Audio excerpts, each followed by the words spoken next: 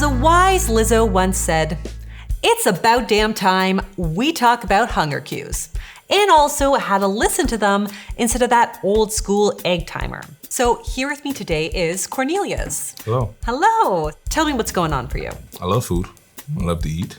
And growing up as a kid on a vegetarian diet, I'm eating what they call ITEL food, which is everything that comes from the earth. You know what I mean? No processed foods, anything like that. So we never had any sugar cereals, candies. As I grew into myself as an adult, I started just taking in everything that I didn't have as a kid. I played football in college, and when I was playing football, you have to eat. That's where the portions started to come in at. One of the things that I feel like I struggle the most with is figuring out how much food to put on the plate and just finding a rhythm, of eating. Yeah, and it sounds to me that your natural hunger cues have been almost blunted over the years from basically having all these external indicators for when to eat. And now, without those external influences, you're lost. You don't actually know how to tune in to your own body wisdom and intuition. So that's what we're really gonna have to work on here. And it's not gonna work overnight, especially when you've spent so many years suppressing those hunger and fullness cues. So I really want you to try to check in with your hunger before you eat, while you're eating, and then after you eat, and assess it on a scale from 1 to 10.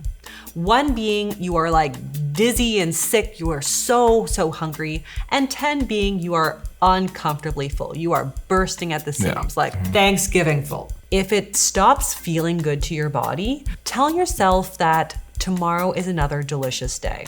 Remind yourself that you can still have that tomorrow. You can still have that the day after, when it's probably gonna taste a lot better because you're actually in the mood, you're actually hungry for it. The most important thing is that this is not a diet. You want to just collect this data judgment-free and use it to inform a future meal or snack. So for example, maybe you realize in this process that if you skip lunch, you get so hungry and it's like you're down to a 1 or 2 on the hunger scale, and you need to have this massive meal on the way home that doesn't leave you feeling very good. Sometimes if the day is busy, I realize, it's 3 o'clock, I didn't eat yet. And then I'm up most of the time to about 1 or 2. And then I might want to eat at that time, you know what I mean?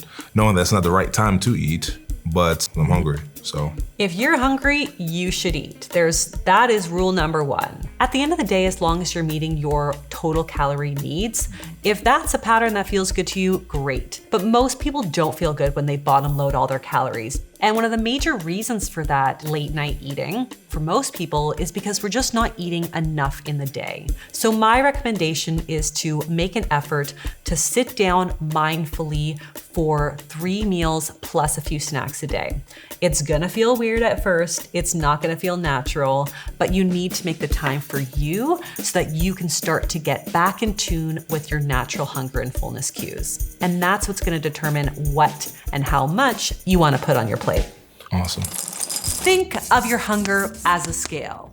No, definitely not that scale. I'm talking about a sliding scale, or like a gas gauge. The scale goes from 1 to 10, with 1 being empty and 10 being so full you're feeling nauseated. Let's start with a comfortably full stomach. It's a big party in there with tons of great food, maybe an adult refreshment. But when the party's over and everyone leaves through your intestines, the migratory motor complex begins. The MMC is like the custodian that comes through and sweeps up all the solo cups and the paper plates and the confetti, things that don't get digested in the stomach, like fiber, or maybe some confetti. Woo! The MMC's push broom is contractions, which you might recognize as hunger pangs or stomach growls. So at the same time that the MMC is sweeping away, our blood sugar and insulin are dropping since we've basically run out of fuel. This triggers the hormone ghrelin to go tell the brain that it's time to eat. Now go back to the hunger scale. Your symptoms of hunger are going to increase as you go down the scale. You might experience nausea or acid reflux because your stomach acid has been building up without any food to digest. Since glucose is the main source of energy for the body and your brain, you might feel a little weak or dizzy and have trouble focusing the lower your blood sugar gets. Now at this point, when we hit a 1 or 2 on the hunger scale, we tend to turn into like a sugar-seeking missile. Eating can become frantic and chaotic, and we basically just seek out the fastest energy that we can find. Probably something with a lot of sugar in it, rather than having the patience to seek out a balanced meal. It's also harder to listen to what your body needs when you feel hangry and famished, so you're more likely to eat past the point of fullness and comfort when you do finally find food. Most of us feel best when we start eating when we're around a 3 or 4. You're just starting to get uncomfortable, maybe a few hints of some hunger pangs, but you can still think clearly and choose wisely. Now, as you're eating, it's important to listen to your body as it moves up the scale of fullness. And this can take some practice. When your stomach begins to stretch, it will send signals to the brain that you're getting full. So hormones like leptin are sent way up to say there is plenty of food here stored away. Your ghrelin levels will then start to decrease as another signal that you can slow down.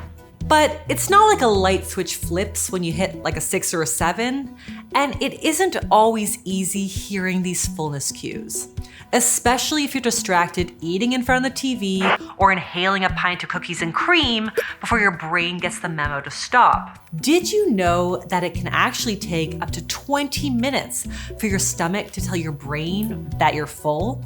That's why it's helpful to pause between bites and pay attention to your food while you eat. It does take practice to hear your own hunger and satiety cues, and of course, everybody's body is different. So take your time, be patient with yourself, and collect that data your body's sending you judgment-free. Okay, I need a snack.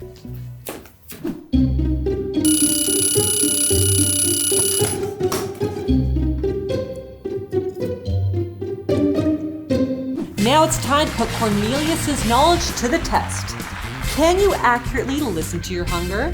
Now, in the real world, obviously only you can be the judge if you're hungry or not. But in game show land, I'm in charge. Now, the goal of this game is to listen to your hunger cues, make strong, non-judgmental choices, and to leave the game feeling satisfied and satiated. Awesome. All right, you ready? Yeah. Okay, so you're leaving the office after a really long day. Okay. You stayed a lot later than usual, so you are past your regular dinner time. Okay. You are feeling really hungry, like even a little bit dizzy, at a 2. Now, you've got a package of nuts in your bag, but you're trying to figure out if it's worth you schlepping a couple miles down the road to get a sandwich for the train ride home. What do? What kind of sandwich spot is it? They got all the usual suspects. All right. But you got food at home too. Let's just start with the nuts. All right, so the nuts take us up to about 4. Still hungry, not uncomfortable. All right. So you make it home without incident, and you've got some chicken and some pasta in the fridge. What do you go for? Is it too much to have both? No, we love a little combo pack. And if you don't finish it, it's all good. Tomorrow's another delicious day you can have it for leftovers. Awesome. No waste. All right, so that's gonna bring us up to, let's say a 6. Satisfied?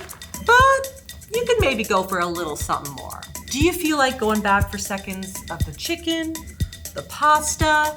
Maybe you want something sweet? Maybe just go to bed? What you feeling? I like chocolate. I like chocolate. I like chocolate with nuts. Ooh, that sounds good. So that's gonna bring us up to a beautiful 7. Done. Great work, Cornelius. We feel comfortably full, we're satiated, and we're satisfied because we had that chocolate. And that's all. I'm Abbey Sharp. Keep crushing that hunger.